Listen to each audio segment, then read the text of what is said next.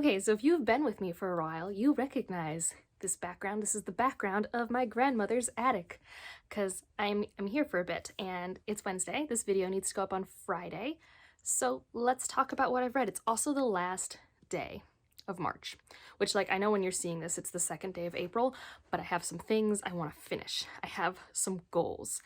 And I'm not going to go in depth into some of the things because some of the things I'm going to make reviews for or just talk about them in my wrap up next week. But I have finished some stuff and I have made some decisions about other stuff. And I'm not going to update the bracket today because I'm just going to do my wrap up next week. You'll see in a few days. But here we go. I decided, like last week when I was talking about am I going to soft DNF, We Free the Stars, that I'm going to. I read the first 5 or 8% and I'm like, I don't remember anything. I don't have any attachments to anything. If I'm going to read We Free the Stars, I need to reread We Hunt the Flame. And every tome topple, there's always a prompt that I can't get, which is read a tome from a previous tome topple. And this time, We Free the Stars is happening next tome topple, and I think that's usually late summer.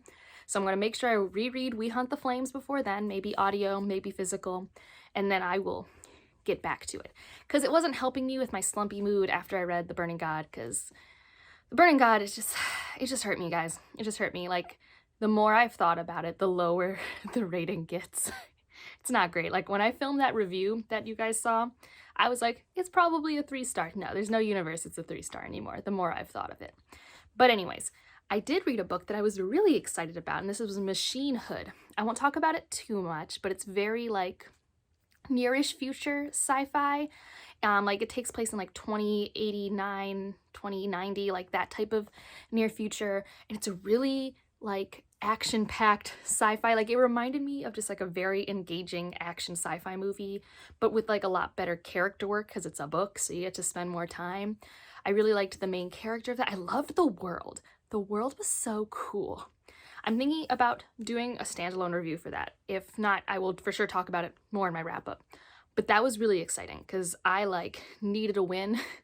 It's not like it was a 5-star read. There was some world-building execution stuff. Like, the concepts were great, but some of the execution I found, like, a little repetitive, and, like, some moments pulled me out.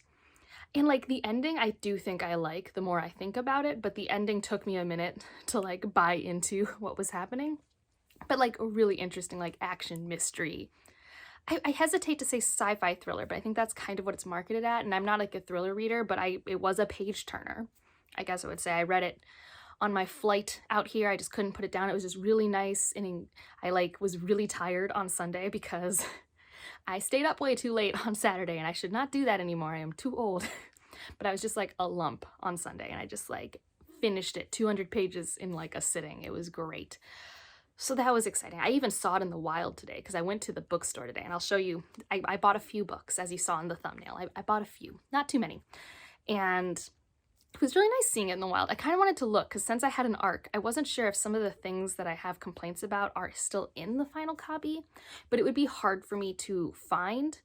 So unsure. That's kind of what happens when you get an ARC, right? Like, there are some things that you could easily see be edited out, but you never know unless you were to reread the final one. And I don't know if this is a book I'll ever reread, but, like, I really appreciated it because, like I said, was getting super slumpy, really needed a win.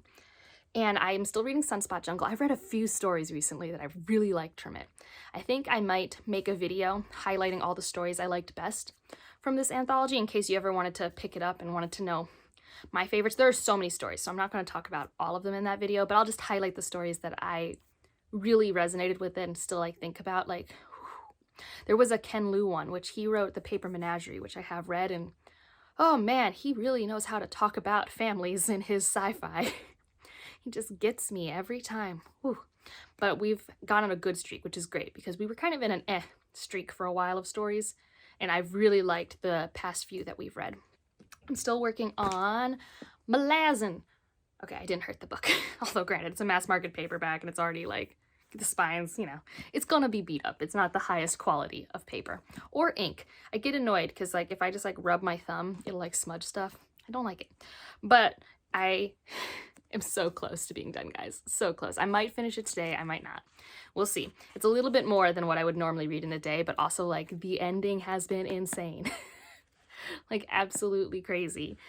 So I'm just really excited to see where things are going to go. I definitely really like the characterization and humor in this one. Like, I don't know, I feel connected to certain aspects in really interesting ways. Like, there's a whole part of the army that's called the sappers. They're like the engineers. They're in charge of like bombs and building stuff. And I would die for them. They are my children. I love them so much. I don't know why. They just have this like weird humor that I'm like totally into. And like more in like plot space, there's just so much happening and it feels so fulfilling. Like I've put in a lot of time, but like I'm feeling really good about that time investment. It doesn't feel like a book that's never ending, if that makes sense. Like, yes, I've spent, gosh, 20 some days reading it, but it doesn't feel like a chore, which is, I think, really good. So I'm excited. I will finish up that vlog when I finish the book and maybe make a spoiler-free review if you have interest in a spoiler-free review. It's a second in a sequel, although I could talk about it pretty much separate from the first book because it's a very different portion of the world. So let me know. I might do it anyways. It depends on what my brain wants to talk about. And I picked up Well of Ascension. It makes me so happy, guys. I really, like I said, I needed a win again. Like, Machine Hood was great, but I also like wanted my next book to just be like cozy and like also help me get ahead of that insane April TBR that I have. And oh, it's so good. I was really nervous because, you know, you never know. And like, I loved rereading Mistborn, but like, I don't know, Well of Ascension is traditionally my favorite book in the trilogy. It's so good. I think I highlighted a line because there was something Vin said that I don't think it ever resonated with me as much as like in this moment. I don't know if I have it right now. Let me see. Because I don't think it's like a spoilery thing. It was more like a, oh, I get you, girl sort of thing.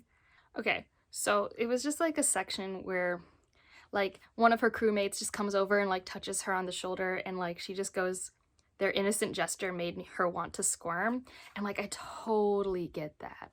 Like, especially, I mean, her age is 18 or 19 at this point. And like, for some reason growing up, there came a point in my life where like I was very adverse to any touch from like family or friends. It just like, it didn't make me comfortable. And I was just, I don't know, like, especially within the context of her character and her trauma and her trust issues, it's just like, I really resonated with that. But those are the things I'm reading. I'll probably do a spoiler gush video for Well of Ascension because why not? Oh, it's so good.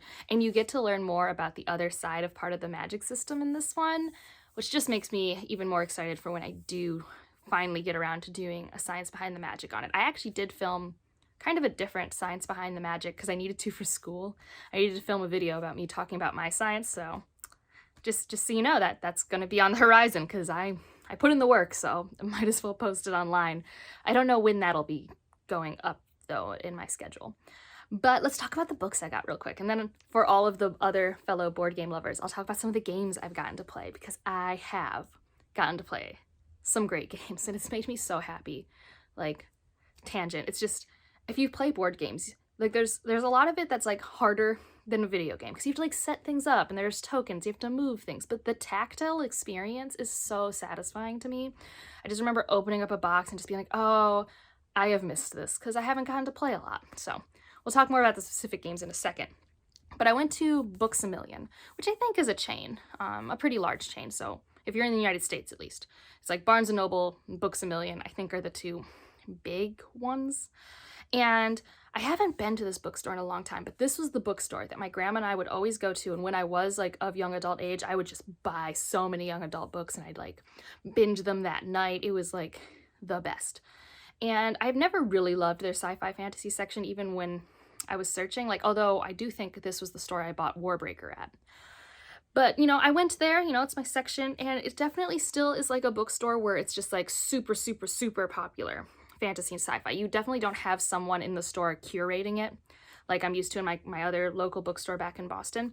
But I was still able to find some gems because I was trying really hard to buy standalone things and supporting like marginalized authors. I didn't want to like, I don't know, I didn't want to just like start a huge series. Like I thought about getting Malice, but I don't even know if I'll like it, which I think I will based off everyone like who's read it and our reading tastes. But it's just like, I didn't want to buy one book in the series again. My bookshelves are so so scrunched. But the first one I bought, The Space Between Worlds by Micaiah Johnson, mainly because this spine is gorgeous.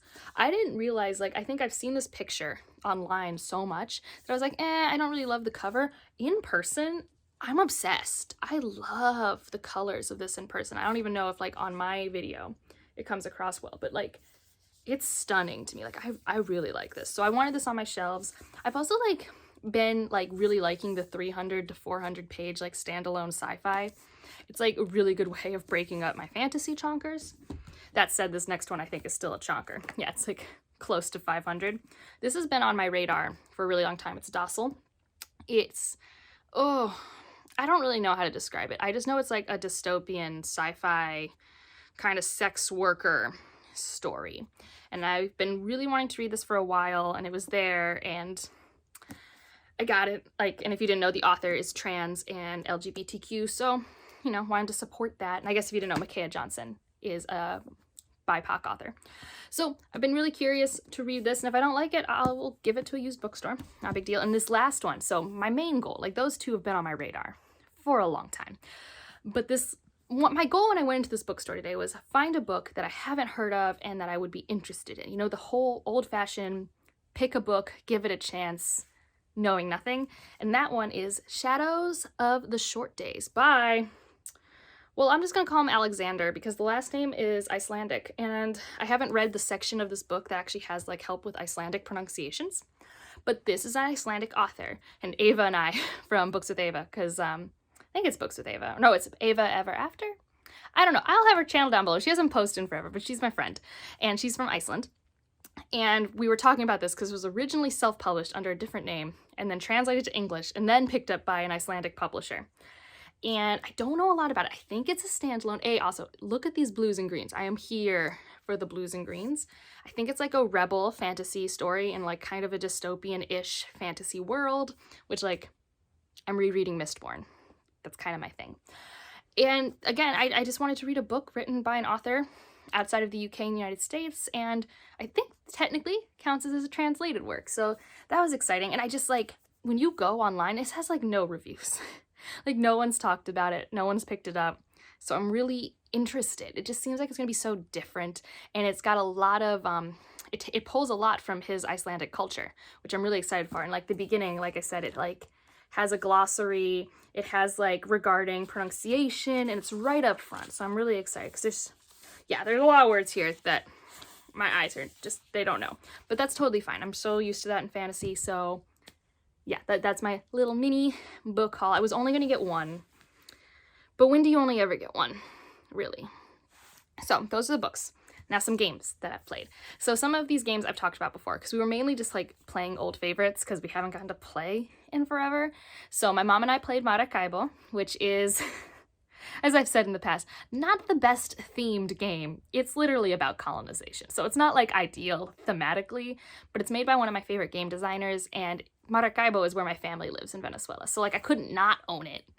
And it's my favorite designer. And it's really fun, and my mom was very proud because she finally beat me, because I usually just get to play games more, so I'm just usually a little bit ahead on what strategy to do, but, like, she must have been practicing or something, because she smoked me. But this is just a game where you're just traveling around the Caribbean, trying to sell things, pick things up to get the most points. If you've ever played a Euro strategy game, it's kind of basic. It's complicated. It has a lot of moving bits, but it's not too bad. Like, Ryan's played it with us, and he's okay, and he hasn't played too many board games, and this was one of the first ones I, like, threw him into.